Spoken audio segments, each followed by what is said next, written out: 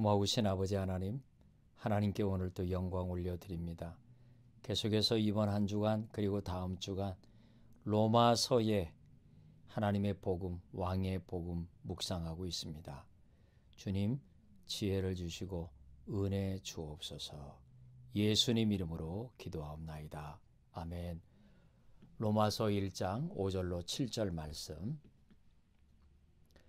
그러므로 말미암아 우리가 은혜와 사도의 직분을 받아 그의 이름을 위하여 모든 이방 중에서 믿어 순종하게 하나니 너희도 그들 중에서 예수 그리스도의 것으로 부르심을 받은 자니라. 로마에서 하나님의 사랑하심을 받고 성도로 부르심을 받은 모든 자에게 하나님 우리 아버지와 주 예수 그리스도로부터 은혜와 평강이 있기를 원하노라. 그리스도의 것으로 부르심을 받은 자, 그리스도의 것, 하나님의 자녀, 그리스도를 통해서 값을 지불하시고 우리를 하나님의 자녀 삼으셨다라고 하는 깊은 의미의 말씀입니다. 하나님께서 저와 여러분들을 향하여 주시는 약속의 말씀, 이사야 40장 1절. 너희 하나님이 가라사대 너희는 위로하라. 내 백성을 위로하라. 너희 하나님이 가라사대, 하나님이 지금 누구에게 가라사대 하셨나요? 예수님께서 우리에게 남기신 말씀을 통해서 믿음으로 그 말씀을 믿는 모든 자에게, 너희에게 가라사대. 누가요? 하나님이. 자, 그래서 우리는 너희 하나님, 그 하나님이 나의 하나님이 되셔야 된다는 거죠. 나의 하나님. 하나님이 나의 하나님이 되시는 가장 유일하고 중요한 방법, 예수님을 믿는 것입니다.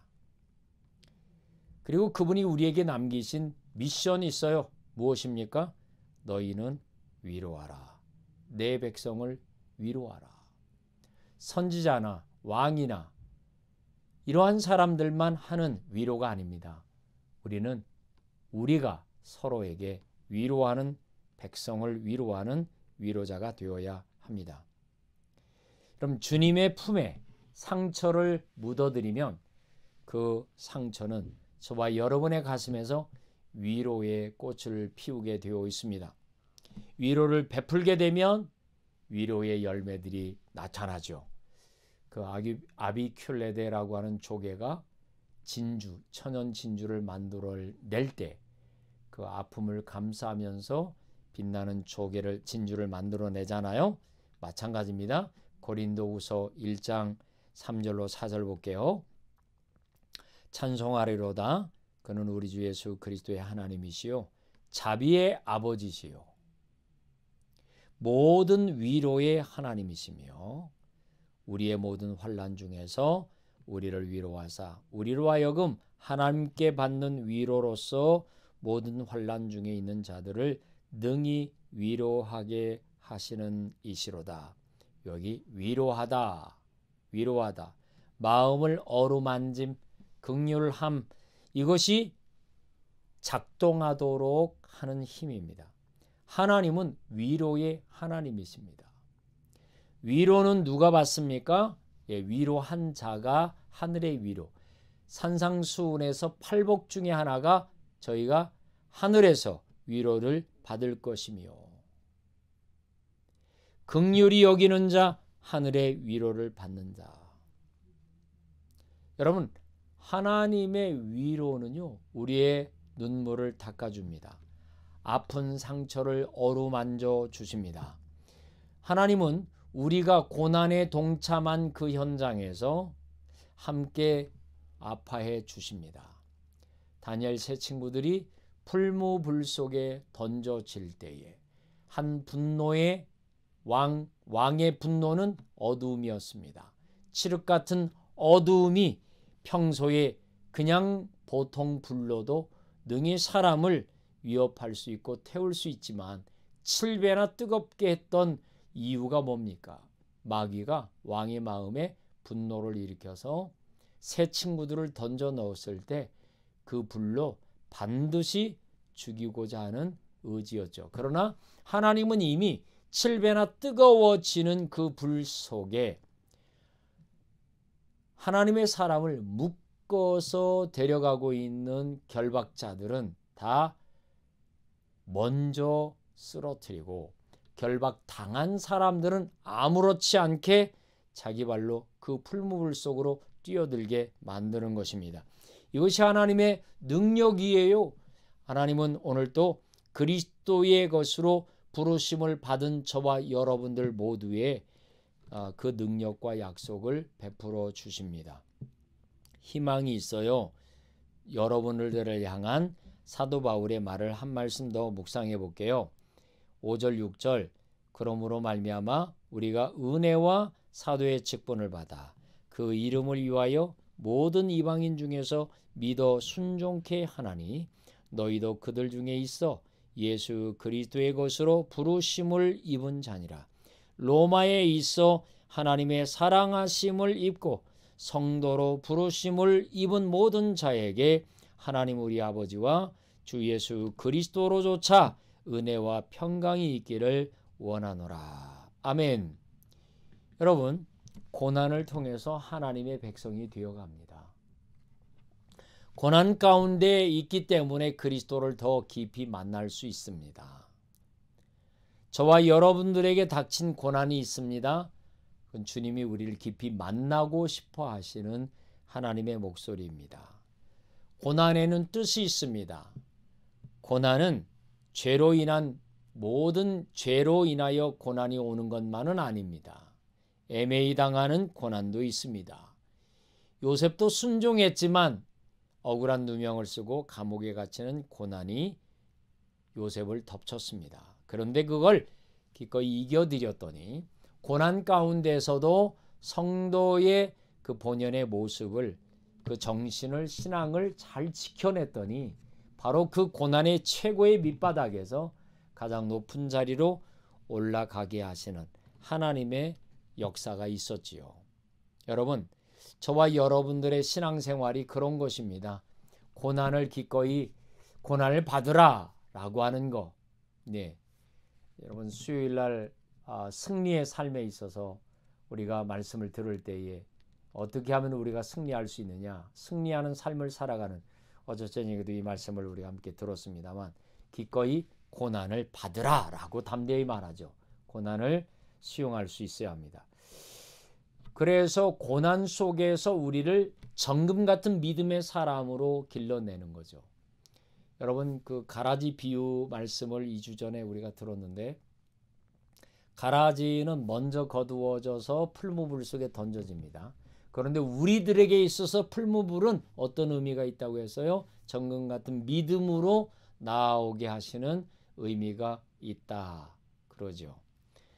그렇다면 이제 우리가 남아있는 것은 한 가지, 우리 자신이 각자가 이 고난에 대하여 기꺼이 하나님이 말씀하신 그 디자인된 성도다운 마음가짐으로 이 고난을 마음에 담아내야 되는 겁니다. 고난에 의해서 부딪혀서 흔들릴 수는 있지만은 고난을 기꺼이 결국은 이겨내서 오뚜기처럼 다시 살아내는 삶, 이런 게 매우 중요하죠.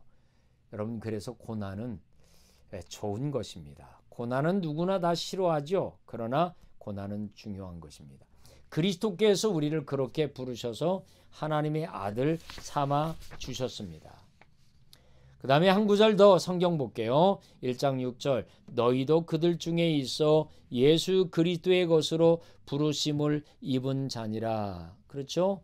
바울은 로마에 있는 그리스도인들에게 로마라고 하는 상황적 그 핍박, 실제 핍박, 하루하루 숨 쉴 수 없을 만큼 숨막히는 아픔이, 고통이 이렇게 밀려오는 그런 현실 속에 있었던 그들에게 바울이 가장 큰 격려의 말씀을 전하고 있는 것은 너희도 그들 중에 있어 예수 그리스도의 것으로 부르심 받았다라고 하는 말씀입니다. 아멘. 여러분, 저와 여러분들은 예수 그리스도의 것 되었습니다. 그리스도의 소유 되었습니다. 그분의 주인, 그분이 우리의 주인 되셨습니다. 이제 우리는 결심해야 합니다. 두 주인을 섬길 수 없는 존재라는 것, 예수님만을 섬기는 저와 여러분이 되어야 된다는 것. 1장 8절 볼게요. 6절 먼저 한 번 더 살펴봅니다. 너희도 그들 중에 있어 예수 그리스도의 것으로 부르심을 입은 자니라. 8절 첫째는 내가 예수 그리스도로 말미암아 너희 모든 사람을 인하여 내 하나님께 감사함으로 너희 믿음이 온 세상에 전파되미로다. 아멘. 결국 우리의 믿음을 통해서 하나님의 복음이 전파되어지도록 하셨습니다.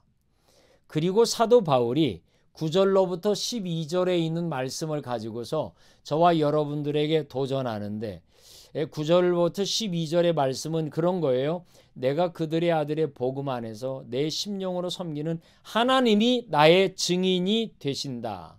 하나님이 나의 증인이시다. 항상 내 기도에 쉬지 않고 하나님의 뜻 안에서 그 기도에 응답하신다. 좋은 길을 얻기를 구한다. 이렇게 말씀합니다. 그리고서 13절의 말씀이 형제들아 내가 여러 번 너희에게 가고자 한 것을 너희가 모르기를 원치 아니하노니 이는 너희 중에서도 다른 이방인 중에서와 같이 열매를 맺게 하려 함이로되 지금까지 길이 막혔도다. 여러분 기억하십시오. 로마로 가기 전에 바울이 해야 할 일이 있었습니다. 복음을 위해서 다시는 돌아올 수 없는 길로 떠나야 되었습니다. 그래서 사도 바울이 마지막으로 선포한 것입니다. 그리스도의 것으로 부르심을 받자라고 하는 것이. 저와 여러분이 그리스도의 것으로 부르심을 받자라고 하는 것입니다. 여러분 연약한 사람이 연약한 사람을 살립니다. 연약한 사람이 연약한 사람에게 힘이 됩니다. 그래서 바울은 나의 약함을 자랑했다고 했습니다. 그러므로 여러분 로마서 8장 6절에 보면 이와 같이 성령도 우리 연약함을 도우시나니 우리가 마땅히 빌 바를 알지 못하나 오직 성령이 말할 수 없는 탄식으로 우리를 위하여 친히 간구하시느니라.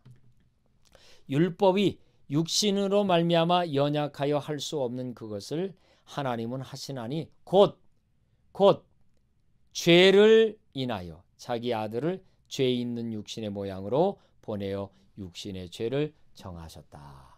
이것이 사도 바울이 오늘 우리에게 주는 아주 중요한 도전. 너희는 그리스도의 것이다는 것. 여러분 우리는 그리스도의 것입니다. 그리스도의 것이 되었기 때문에 그분이 우리를 보호하시고 피난처가 되어주신다고 약속하셨습니다. 무엇을 보호받고 싶으십니까? 건강입니까? 자녀입니까? 직장입니까? 사업입니까? 그분이 보호하십니다. 단 내가 그분의 것 되었을 때 우리가 예수 그리스도를 믿음으로 그분의 것 되었다면 하나님은 우리를 보호하신다는 것을 믿으시기 바랍니다. 우리 찬송가 315장 가사를 생각하면서 우리 함께 찬양 드리죠. 내 주 되신 주를 참 사랑하고 곧 그에게 죄를 다 고합니다. 큰 은혜를 주신 내 예수시니 이전보다 더욱 사랑합니다. 주 날 사랑하사 구하시려고 저 십자가 고난 당하셨도다. 그 가시관 쓰신 내 주 배우니 이전보다 더욱 사랑합니다. 내 평생에 힘쓸 그 큰 의무는 주 예수의 덕을 늘 기림이라. 숨질 때에까지 내 할 말씀은 이전보다 더욱 사랑합니다. 그 영광의 나라 나 들어가서 그 풍성한 은혜 늘 감사하리. 금멸류관 쓰고 나 찬송할 말 이전보다 더욱 사랑합니다.